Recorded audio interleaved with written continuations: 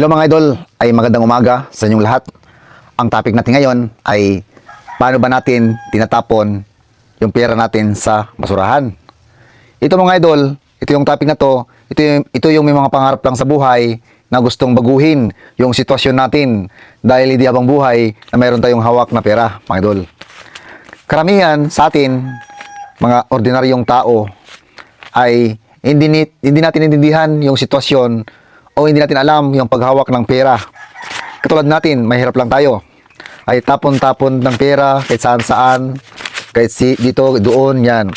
Ngayon, magsampul ako ng isang bagay kung bakit ko nasabi na tinatapon natin yung pera natin. Magsampul tayo sa isang sigarilyo. Sa isang sigarilyo kasi, ay nagkakahalaga ito ng 10 piso ng isang stick. Ngayon, sa isang stick na sigarilyo, pag binili mo ito sa mga tindahan, ay nagkakalaga ito ng 10 piso. Ang 10 piso kasi na sigarilyo, kung ikaw nakakaubos ng 10 stick sa loob ng isang araw, paggising mo, ang pagtulog mo, ay nakakaubos ka ng 10 piraso. Hindi, 20 na piraso. Ibig sabihin, ito ay nagkakahalaga ng 200 pesos per day. Per day na. O ibig sabihin, ito yung tinatapon natin araw-araw, 200 pesos. Kaya ang topic kasi dito, parang ilagay mo ito sa basurahan. Yan o. Ngayon, 200 pesos per day mo, i-times mo ito ng 30 days. Ito ay lumalabas siya ng 6,000 ang tinatapon natin kada buwan. I-times naman natin ito ng isang taon. Lumalabas mga idol ay 72,000 ang tinatapon natin ng isang taon. Ang laki. Ibig sabihin, ganun pala kalaki yung pera na tinatapon natin sa loob ng isang taon. 72,000 mga idol. 72,000 i-times naman natin ng 10 years.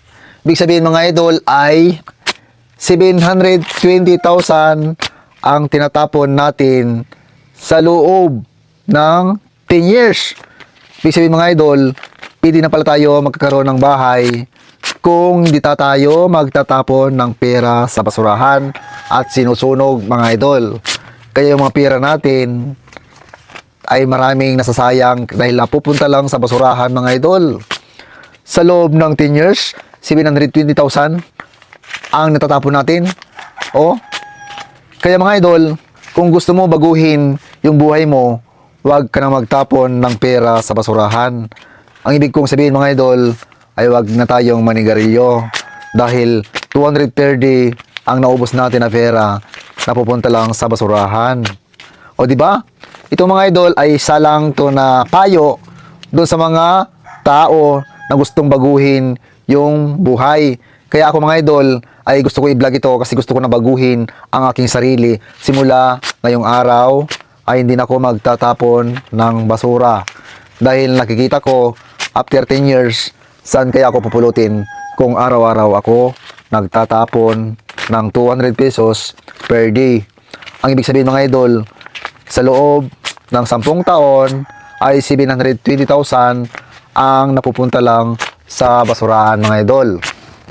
Kaya kung gusto mo baguhin ang buhay mo, ay pwede mo panoorin ito at pwede mo sundin dahil araw-araw nagtatapon tayo ng 200 pesos sa basurahan. Ang madaling salita, pag bumili ka ng isang sigarilyo na stick, ay nagkakalaga ito ng 10 pesos.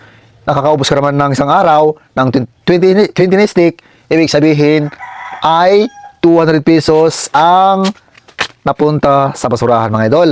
Ano mga idol, nagets nyo ba yung explanation ko?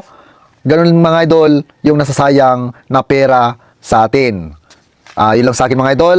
Sana nagkaroon kayo ng konting aral sa tinuro ko ngayong umaga. Dahil ako ay naisip ko rin, nagtatapon din ako ng pera araw-araw.